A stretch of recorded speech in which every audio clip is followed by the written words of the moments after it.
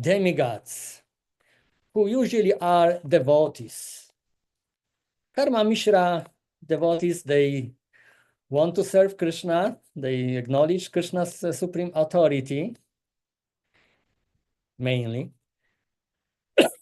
and they have aspiration to enjoy material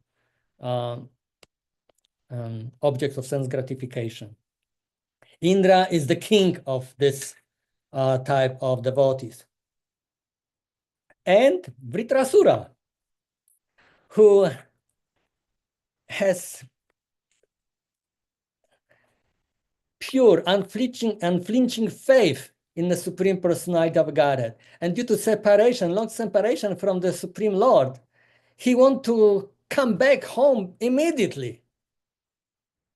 We can see in this particular scenario that Vritrasura, it has full understanding of his unfortunate situation, having this demoniac body.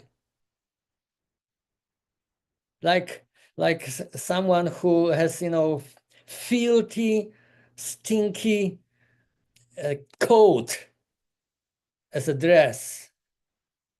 He doesn't feel comfortable and proud of this horrible condition.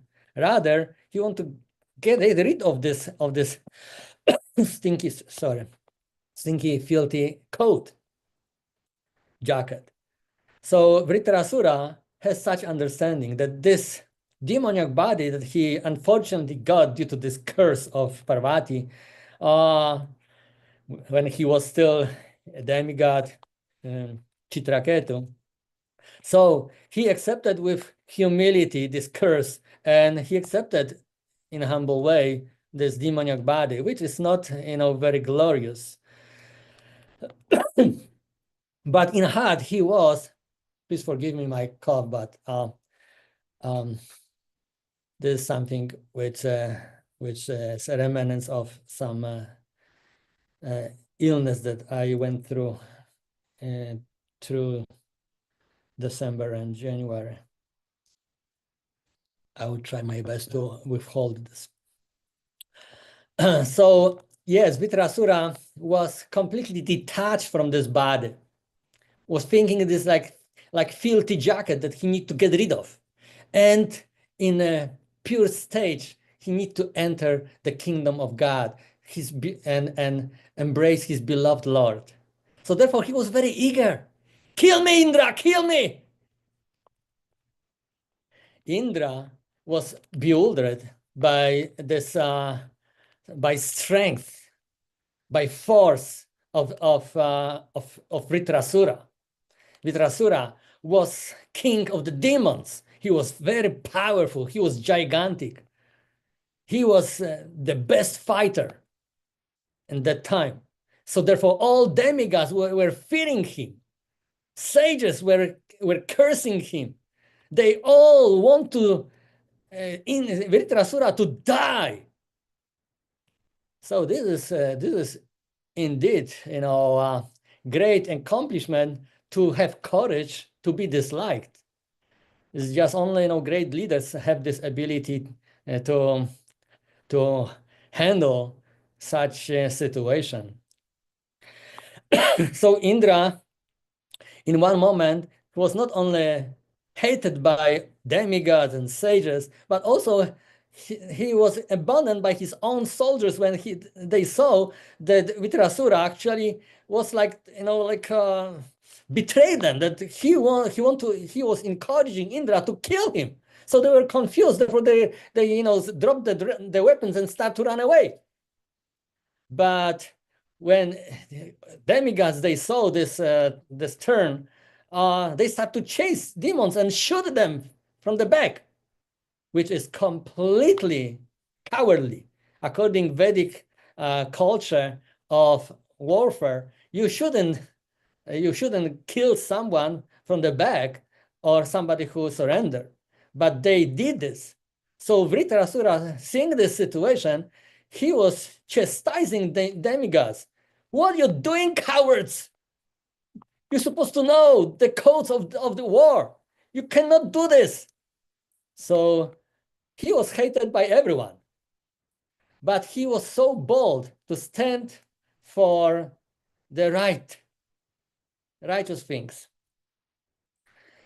So because his heart was pure, Vaishnava heart, in this particular situation, we can see like two examples that illustrate Karma Mishra Bhakti, represented by demigods, especially by king of the demigods, Indra, and Prema Bhakti. So there are two representants of two different types of bhakti.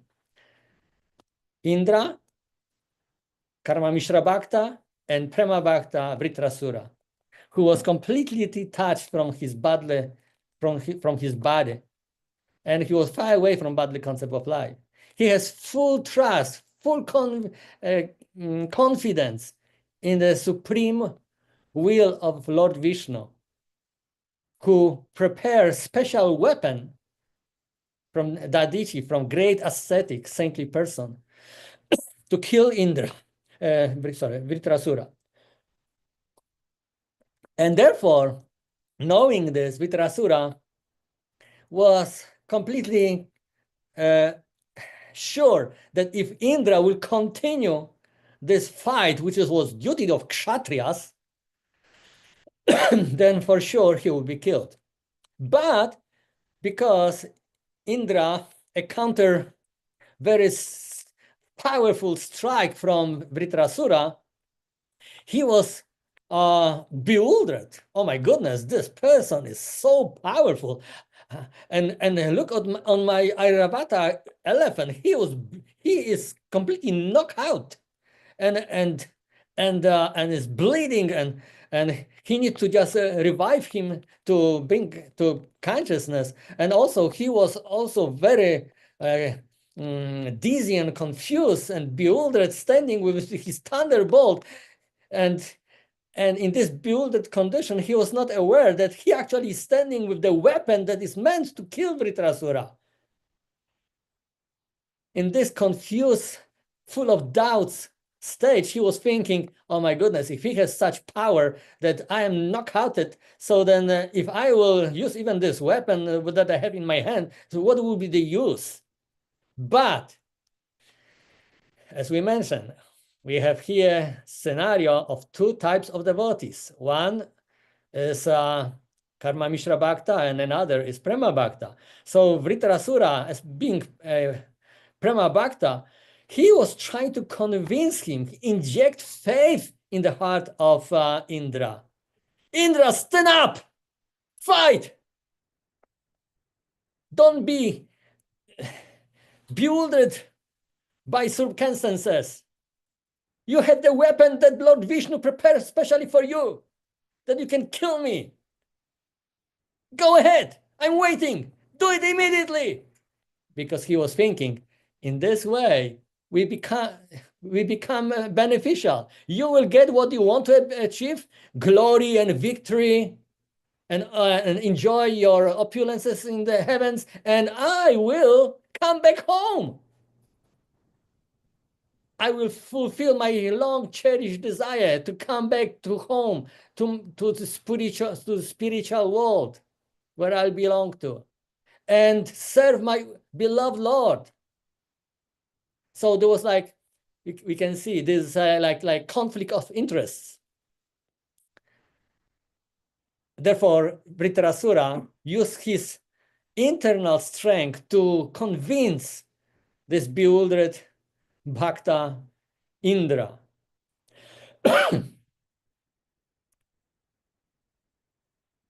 Like we see sometimes, not only, thousands years ago that this situation took place, but nowadays as well. We have association of devotees. We sometimes repeat this maxim that sadhu sangha is very important factor in our spiritual life.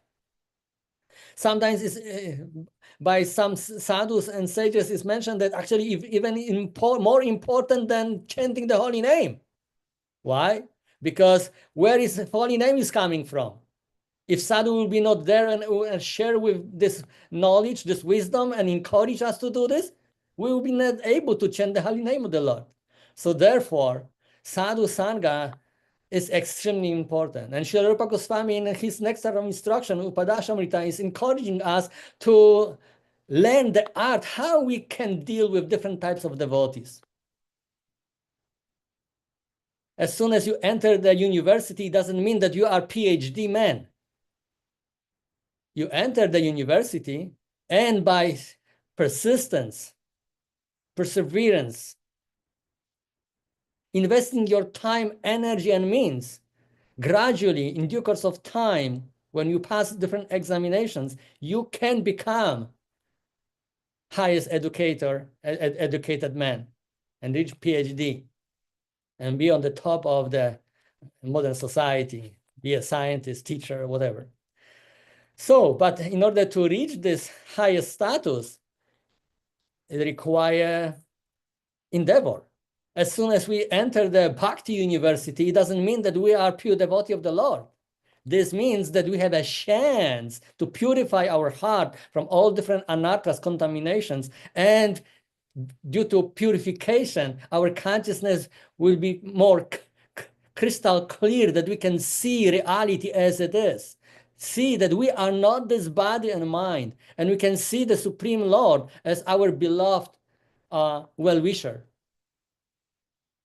But in order to achieve this highest level of purity and pure love of God, we need to invest our time, energy, and sacrifice, and make sacrifices.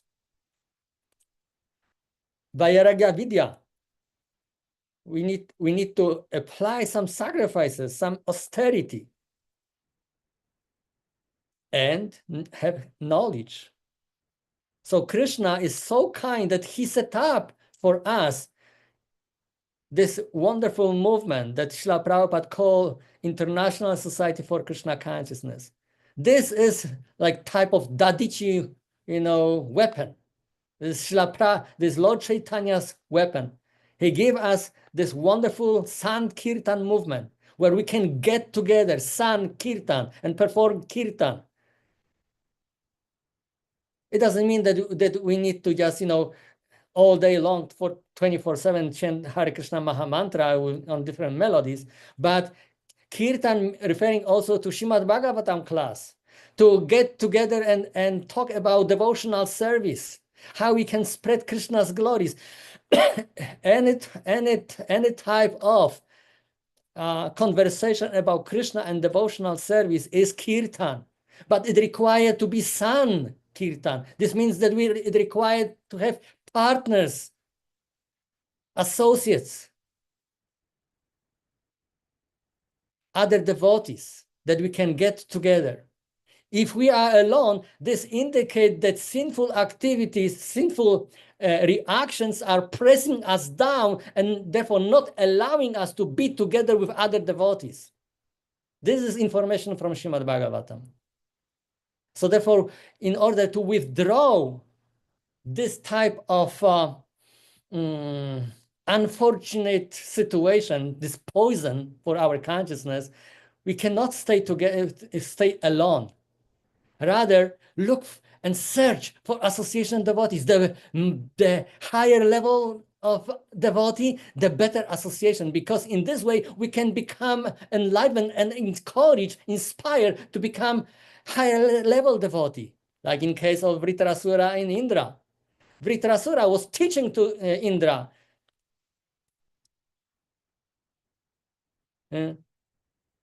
You need have no doubts about this. You needn't have no doubts about this. That the Lord Vishnu prepared for you special weapon. This is meant to kill me. Do it. So, yes, so Vritarasura is illustrating perfect devotee of the Lord with pure, unflinching faith in the power and the desire, the willingness of the Supreme Lord. in the purpose of the Supreme Lord. He created, he arranged all this situation.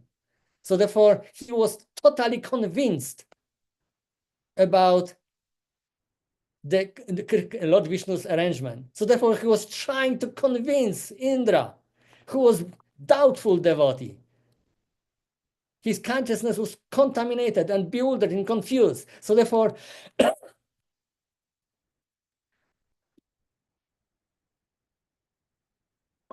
Bhukam Akyati Prichati, one who is more experienced and knowledgeable in the science of pure spiritual knowledge, is trying to import this knowledge to those who are not on this level.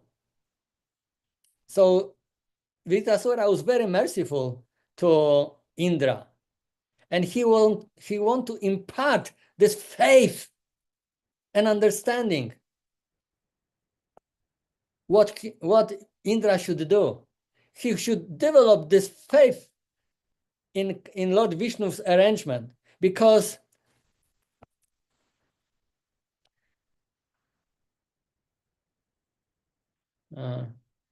he should understand, like Srila Prabhupada mentioned, although Indra had doubts because he could not understand that Lord Vishnu's order never fails, Vritrasura understood Lord Vishnu's purpose. So it is the matter of pure consciousness. The more purified consciousness we have, the more pure, crystal clear, we can see the purpose of the Supreme Lord.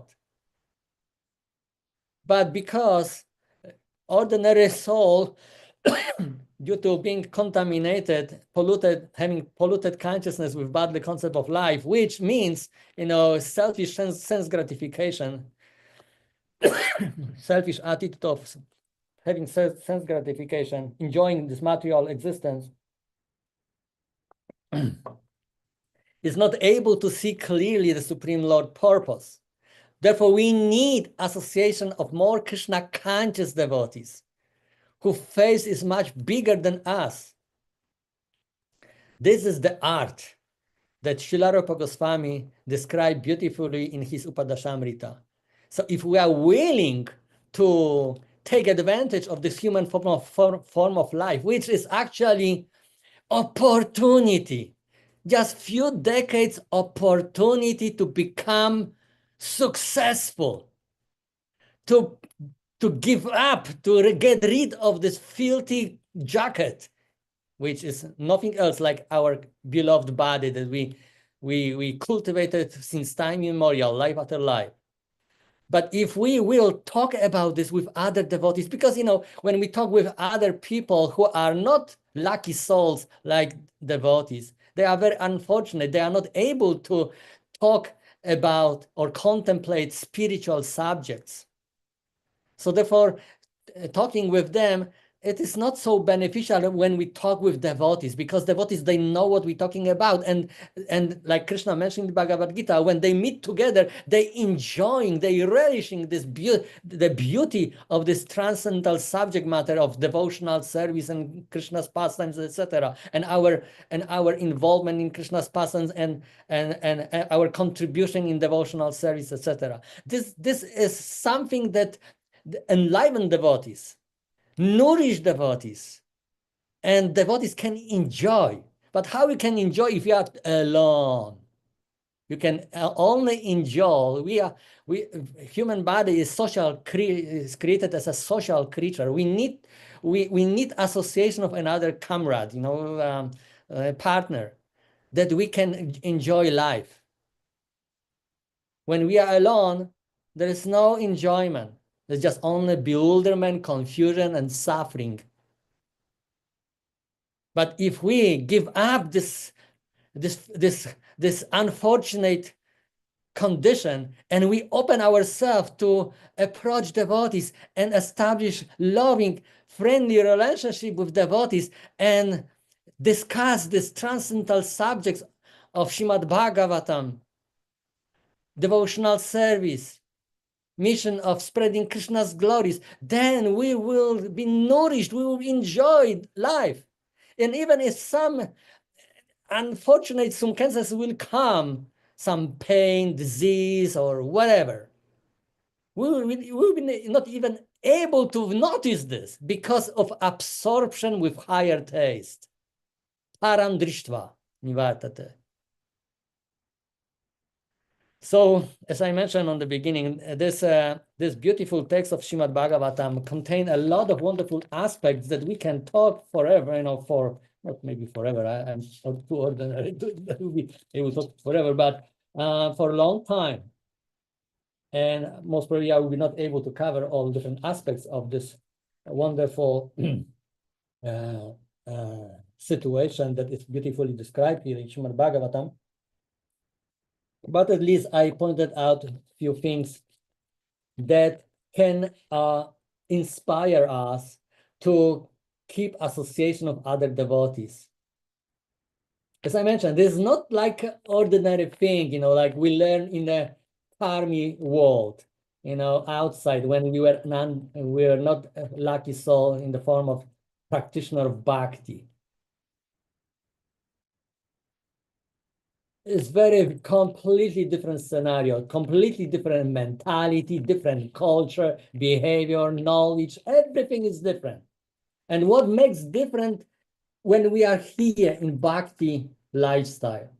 Different culture, different mentality, different knowledge, different habits, everything is different. Although we have the same body, we have two hands still, but still due to more elevated consciousness by Guru, Shastra, and Sadhu, we are different creatures. So therefore, we shouldn't cultivate culture that we learn outside of bhakti world. No, it's a big mistake. If you try to solve the problem with the same means, you will not solve the problem. You just only make it deeper and bigger.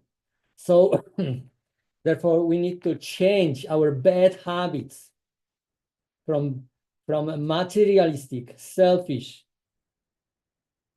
to selfless, desire only pure devotional service, unmotivated, uninterrupted. So then Krishna will allow us to have association of such devotees who cultivate this type of desires, and then we can fully take advantage of this few decades of being in this body. I'm telling few decades, but nobody knows when we are going to leave this body. So therefore, we shouldn't take for granted, a few decades, no problem, I have still a lot of time. Not really. Many things happen, can happen. This is material world. On the top of this is Kali Yuga. So therefore, we shouldn't take for granted that we will live a few decades. Some wise people mentioned that you need to live in such a way. Actually, I remember this. My Guru Maharaj, His Holiness Devamita Maharaj, in the beginning, when we were growing up in Krishna consciousness, he was repeating this statement that you should live in your life in such a way that you are going to die tomorrow. And you should learn from Srimad Bhagavatam and Bhagavad Gita in such a way that you can live forever. Yeah, because Srimad Bhagavatam and Bhagavad Gita is preparing us for eternal life. It's preparing us to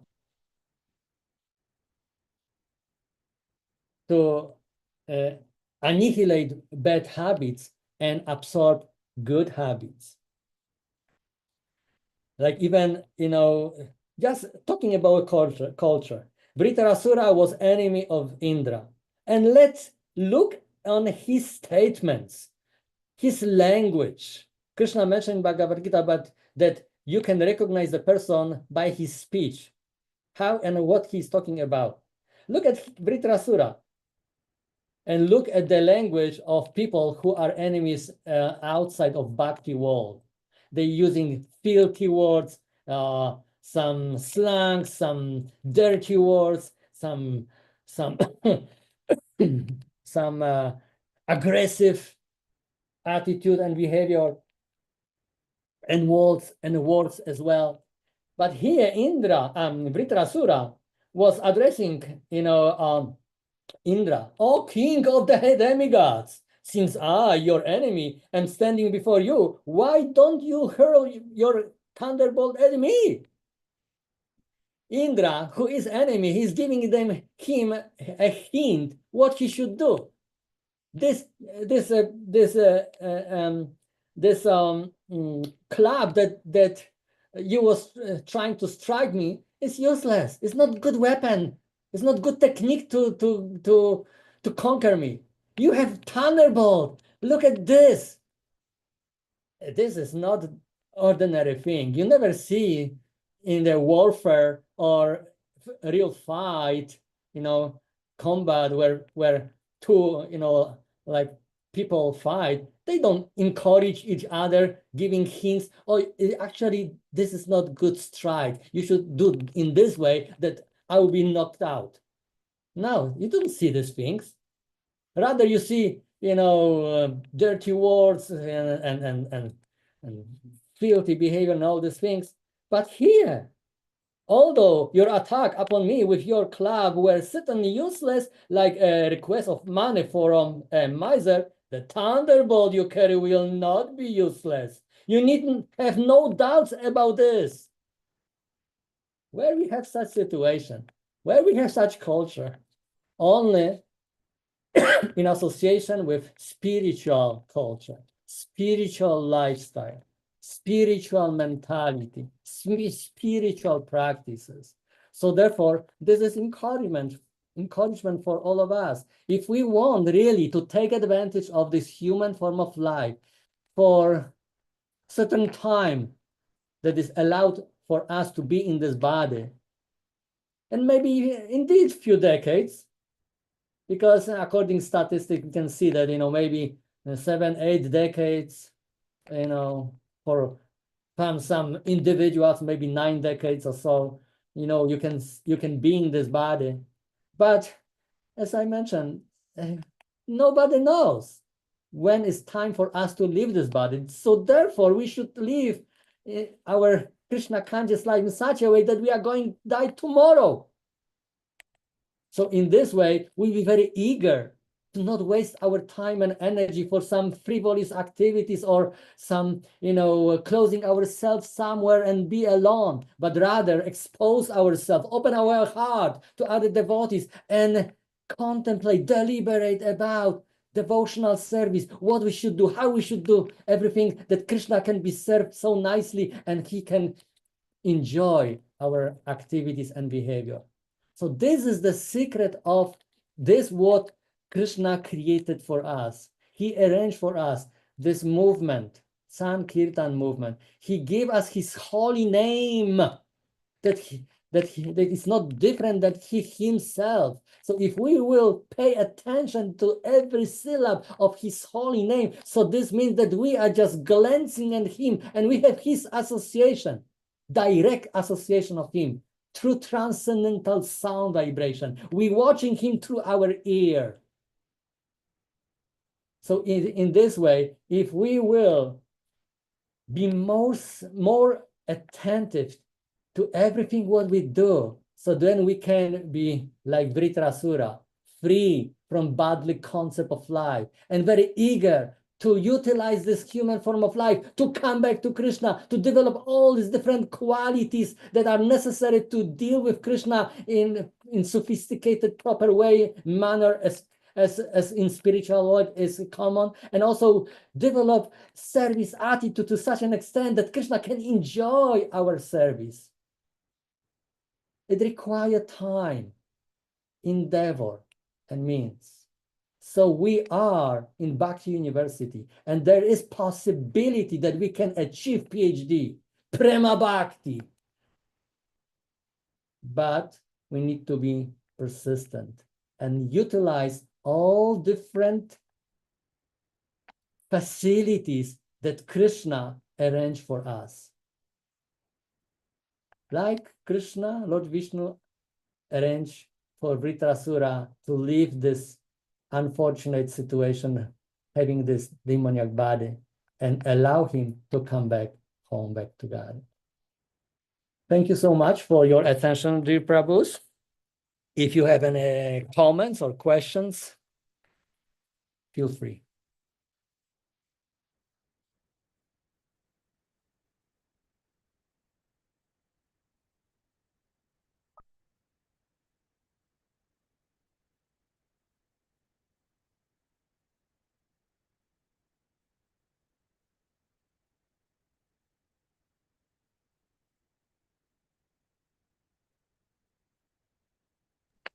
Hare Krishna, Prabhu.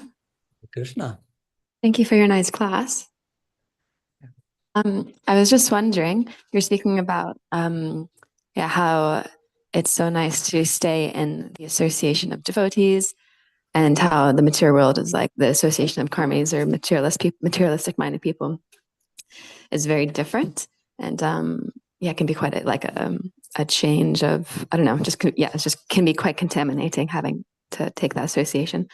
So I was wondering if you could speak a little bit about, for those devotees who are like in the working world or are transmigrating to the working world, how to stay strong in their like association and not get affected by the association of people at work or people having to deal with people in the material world in that sort of way. If that makes sense. Yeah. Thank you. Thank you for a wonderful question that is meant to inspire me to elaborate on the subject. I can share with you my own experiences. I was in this world. I'm still in this world, and but I remember a training of my Guru Maharaj, who mercifully invested his time and energy to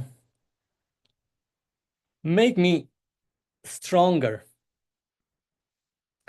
All his lectures that he delivered in early days were so deeply embedded in my mind and heart.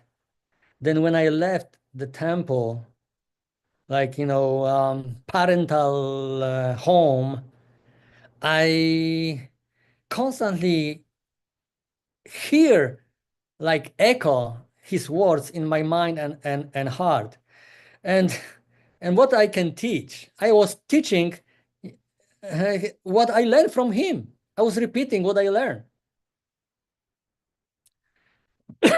So I need to share that on the very beginning in Poland, when I joined Hare Krishna movement in 1980, it was communistic time. Everything what we relishing nowadays in Eastern society, it was prohibited to have in Poland. We didn't even have books at all. We have only one little book, Shishopanishad, which was not meant for distribution. It was just meant to show people that we are authorized movement. We are authorized people, because if you have a book, so this is giving you some credentials, some credibility. Oh, this person has book and talking on the basis of this book. Wow, this means this powerful and authorized. So yes, this book was only just few copies, meant to just to invite people and in some prestigious way that we are representing something authorized, something powerful. So we don't have books. Later on, when I already was in the temple, I was chanting Hare Krishna Mahamantra and learning from devotees all these different things that they learn from Guru Sadhu and Shastras, because some of them they were able to read English. I unfortunately don't in that time. So I have no access to English books. And after some time being in the temple, I remember Bhagavad Gita arrived in manuscript.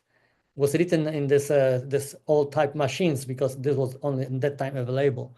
So we got this humongous pile of pages with these papers, was Bhagavad Gita. So we were delighted to study Bhagavad Gita. Later on came a Krishna book.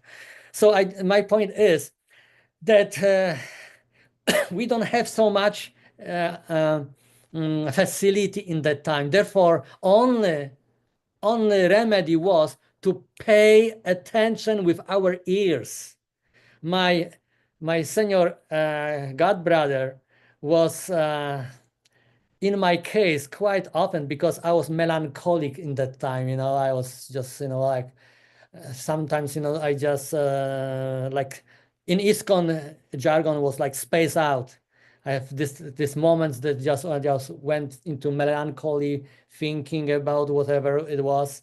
So when he noticed this, immediately it was pay attention to chanting the holy name, pay attention to the lecture.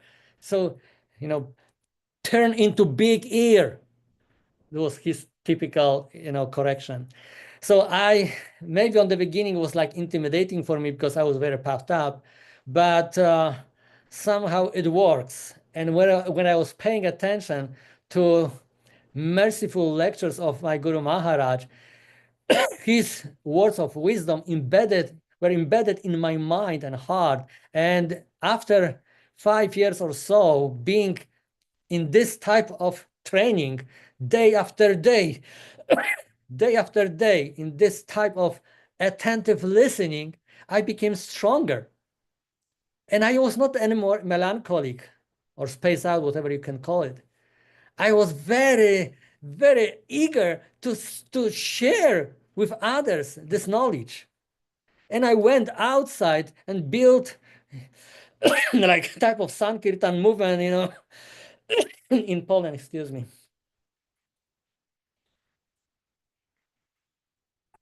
And it was tough, because there was a lot of communistic people who hate us. They spit on us when we were doing harinams, and call bad names, and some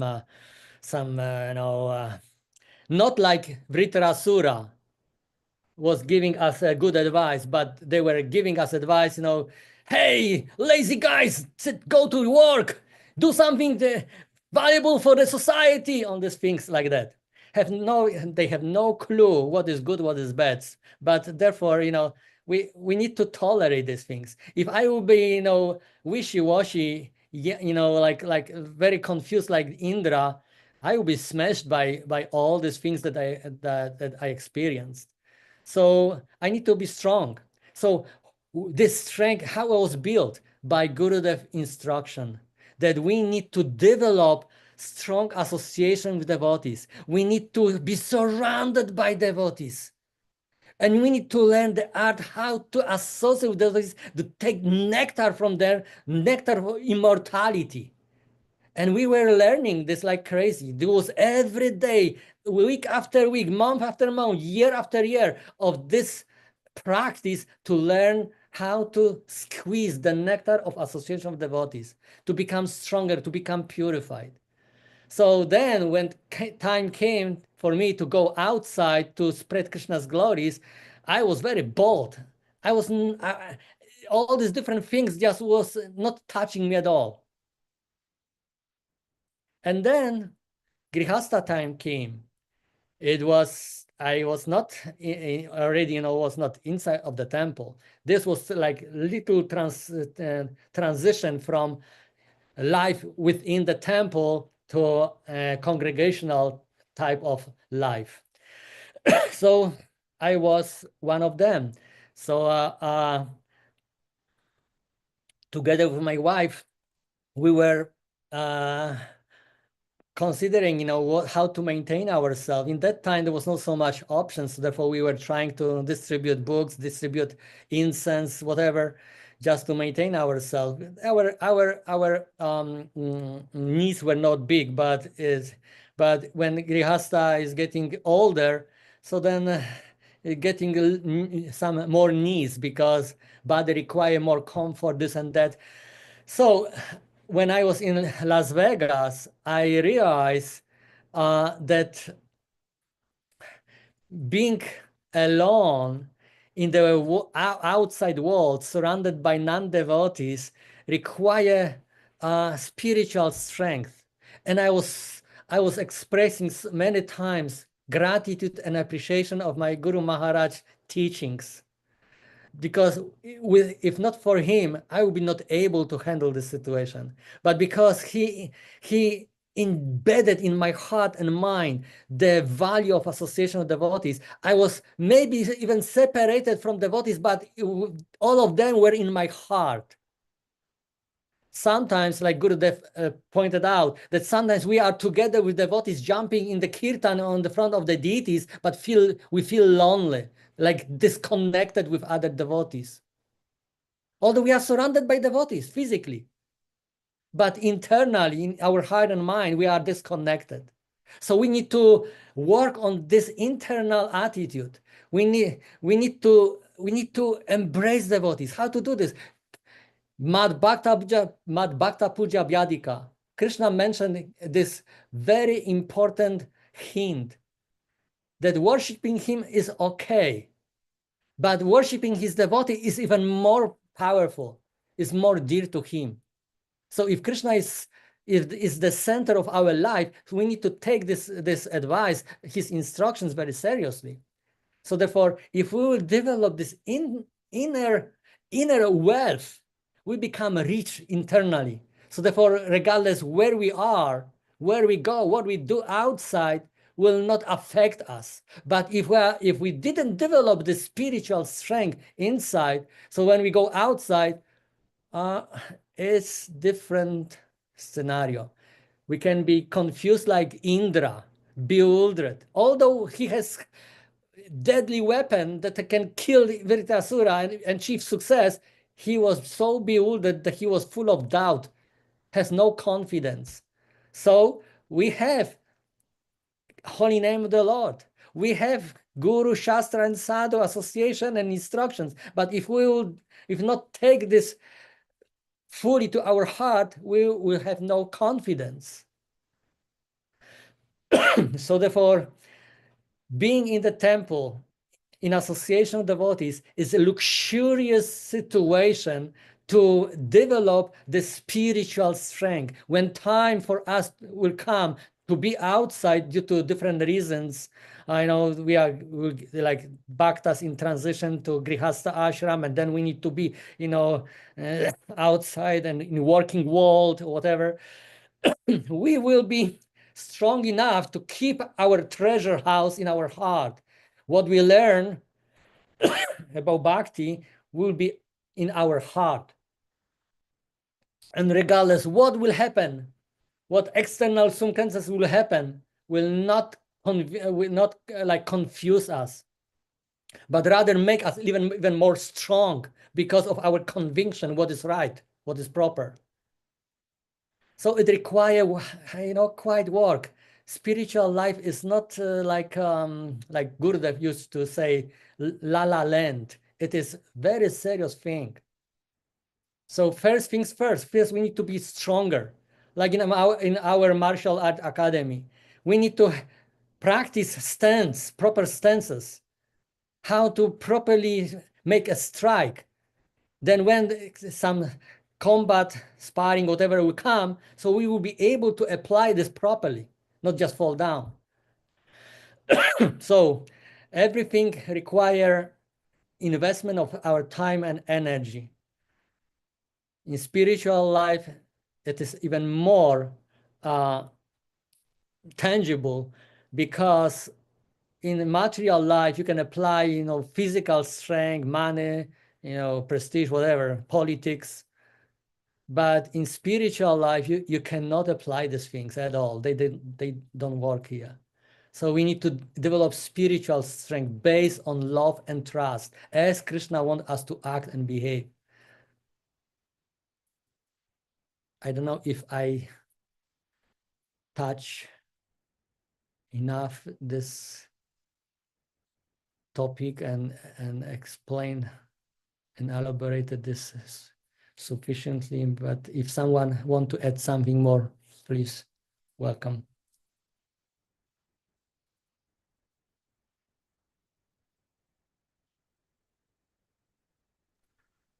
Sir Paul Prabhu, I'd like to thank you for a wonderful class.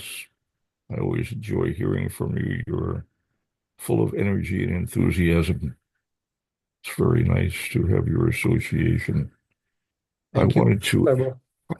I wanted to add that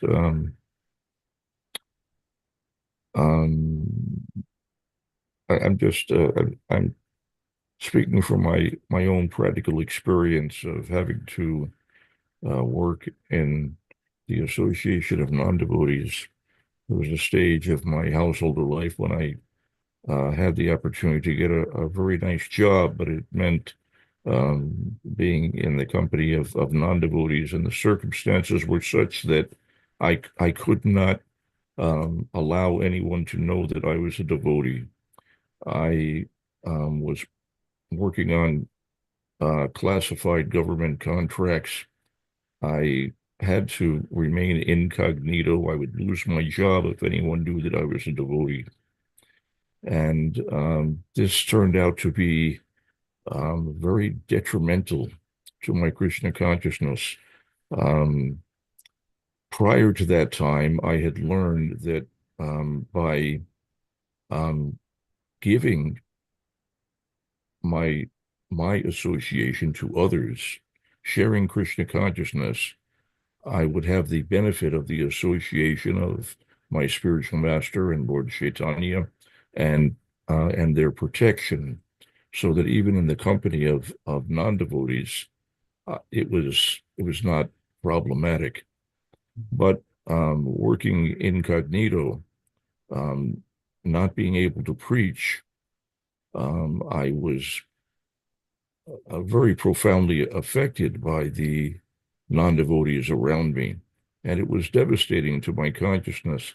Actually, to this day, I am still trying to purify myself of the ill effects of that period of time. It was very, very contaminating. And so my advice is that as far as possible, if you have the opportunity to choose an occupation, if you can place yourself in a situation in which you are able to also preach Krishna consciousness, that's a tremendous advantage. Um, a situation in which you have to actually pretend that you're a non-devotee can really be harmful in the long run. All that I was able to do was I had to smuggle a tiny tape player into work because there were rules about this also, but I was able to listen to recordings of Srila Prabhupada while I was working. And that was, I think, what saved me. Otherwise, the association was really, really bad, and it really had a terrible effect on me. So I was able to do some hearing, but I could not do any chanting under those circumstances. And so it's great if you can work in a situation in which you can hear and chant and share Krishna consciousness with others. From that, you get tremendous strength, and it's easy to maintain your Krishna consciousness. Your Krishna consciousness will flourish. Um, so I would yeah, I would say that it is worth foregoing a high-paying job, which is less conducive to Krishna consciousness, and better to take a low-paying job, but which is more conducive to your Krishna consciousness. Chasing after profit at the expense of your Krishna consciousness is absolutely not worth it. Better to be a poor person, but have your Krishna consciousness intact. That was my experience. Anyway, thank you again for a wonderful class. Sorry, Krishna. Thank you very much, Prabhu. Very profound advice. Thank you so much for sharing this point. Thank you so much. Thank you very much, Prabhu. It seems that it's time for deity greeting. Thank you for your attention. Hare Krishna.